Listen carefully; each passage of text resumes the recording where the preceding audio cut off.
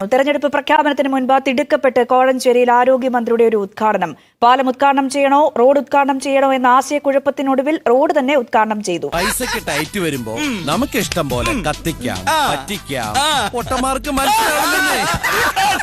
8 വർഷം മുൻപ് തറക്കല്ലിട്ടതാണ് കോഴഞ്ചേരി പാലത്തിന്. ഒരു റീ എൻട്രിക്ക് ശ്രമിക്കുമ്പോ ആരംഭത്തിൽ അപമാനം. പണി ഇഴഞ്ഞിഴഞ്ഞ് അവസാന ഘട്ടമെത്തി. വൈകിട്ട് 5 മണിക്ക് ഉദ്ഘാടനം പ്രഖ്യാപിച്ചു. ആദ്യം ഇറങ്ങിയ പോസ്റ്റർ കോഴഞ്ചേരി പാലം ഉദ്ഘാടനം. കുറച്ചു കഴിഞ്ഞപ്പോൾ മന്ത്രിക്കടക്കം ബോധ്യപ്പെട്ടു പാലം ഉദ്ഘാടനം വലിയ തിരിച്ചടിയാകും, അതുകൊണ്ട് അപ്രോച്ച് റോഡ് ഉദ്ഘാടനം ചെയ്യാമെന്ന്. പുതിയ പോസ്റ്റർ ഇറക്കി. ഉദ്ഘാടനം തീരുമാനിച്ചിരുന്നത് വൈകിട്ട് 5 മണിക്ക്. അപ്പോഴാണ് 4 മണിക്ക് തിരഞ്ഞെടുപ്പ് പ്രഖ്യാപനം വരുന്നത് അറിഞ്ഞത്. ഉടൻ ഉദ്ഘാടനം 2:30-ആക്കി. പാലത്തിന്റെ പണി കഴിഞ്ഞു, പെയിന്റിംഗ് മാത്രമേ ബാക്കിയുള്ളൂ എന്നാണ് CPM ജില്ലാ സെക്രട്ടറി രാജു എബ്രഹാം പറഞ്ഞത്. ഞാനാണെങ്കിൽ അപ്പൊ അത് സമ്മതിക്കുകയും ചെയ്തു.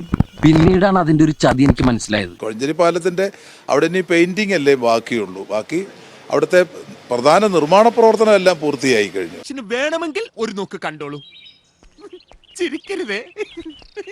കോഴഞ്ചേരിയിൽ ചെന്നപ്പോൾ കണ്ടത് പണി പലതും ബാക്കി കിടക്കും. എനിക്കറിയാൻ മേലാത്തോണ്ട് ചോദിക്കുക കുഞ്ഞെ, നിനക്ക് എങ്ങനെ സാധിക്കുന്നു? എനിക്ക് ഒരൊത്തും പിടിയും കിട്ടുന്നില്ല നിന്റെ കാര്യത്തില്.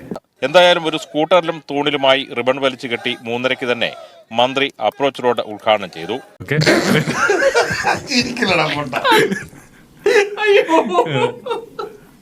ഒപ്പം ഉടനാട് ശ്രീകൃഷ്ണസ്വാമി ക്ഷേത്രം ഗുരുവായൂർ റൂട്ടിലുള്ള ബസിന്റെ ഫ്ളാഗ് ഓഫും നിർവഹിച്ചു. ഇത്രയും വലിയ ഗതികെട്ടവൻ ഈ ലോകത്ത് വേറെ ആരെങ്കിലും ഉണ്ടാവും എന്റെ കർത്താവേ. ഇടത് സ്ഥാനാർത്ഥികളെല്ലാം ഇപ്പോ പിന്തുടരുന്ന ഒരു സൂത്രവാക്യം പരമാവധി ഉദ്ഘാടനങ്ങൾ സമം പരമാവധി വിജയം എന്നുള്ളതാണ്. എന്നെ തേച്ചതാണല്ലേ.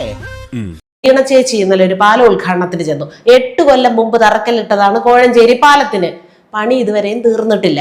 പക്ഷെ നമുക്ക് ഈ സൂത്രവാക്യ പ്രകാരം ഉദ്ഘാടനങ്ങൾ പരമാവധി ചെയ്യണം. നമ്മുടെ മണ്ഡലത്തിന്റെ പരിധി തന്നെ ചെയ്യുകയും വേണം. ഔചിത്യം എന്നൊരു സാധനമുണ്ട്. ഒരു മനുഷ്യനായ കുറച്ചൊക്കെ ഔചിത്യം വേണം. അപ്പൊ പിന്നെ പണി തീർന്നതാണോ തീരാത്തതാണോ പൊളിഞ്ഞു വീണതാണോ മറ്റവർ ചെയ്തതിന്റെ ബാക്കിയാണോ എന്നൊന്നും നമുക്ക് നോക്കാൻ സമയം കിട്ടത്തില്ല. കിട്ടുന്ന റിബൺ എവിടെയെങ്കിലും 2 റിബൺ വലിച്ചു കെട്ടുക, മുറിക്കുക. ഇതൊക്കെ എന്ത്? അതിന്റെ ഫോട്ടോ എടുക്കുക, റീൽസുകൾ ഉണ്ടാക്കുക, സമൂഹ മാധ്യമങ്ങളിൽ മാക്സിമം വൈറലാക്കുക. അപ്പൊ ആ ഒരു ധൃതിയില് പാലത്തിന്റെ പണി കഴിയാത്ത വിവരം ശ്രദ്ധിച്ചില്ല. സോമനങ്ങളുടെ കോൺഫിഡൻസ് കാണുമ്പോഴാണ് എനിക്കൊരാശ്വാസം. അത് മോൾക്ക് അവന്റെ കോൺഫിഡൻസിനെ പറ്റി അറിയാനിട്ടാ. മുമ്പ് തോറ്റ എല്ലാ ഇലക്ഷനും ഇതേ കോൺഫിഡൻസ് ആയിരുന്നു.